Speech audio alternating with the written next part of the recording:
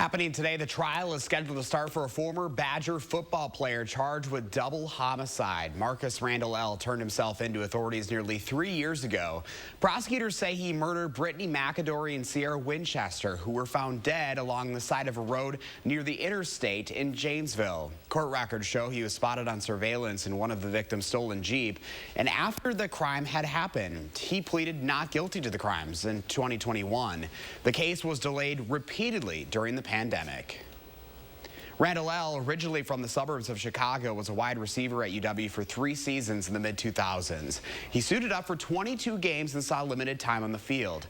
He finished his career with the Badgers with 4 receptions and 1 touchdown.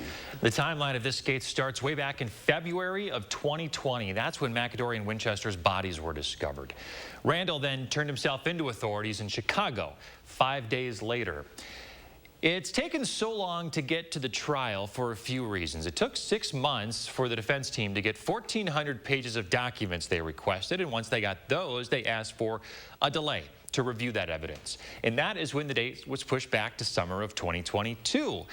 Then it was pushed back again when one of Randle's attorneys tested positive for COVID, and that brings us to today. Jury selection in his trial is scheduled to start at 8 o'clock this morning. The trial is slated to last 2 weeks. Stay with News 3 Now as we cover the trial on air and online.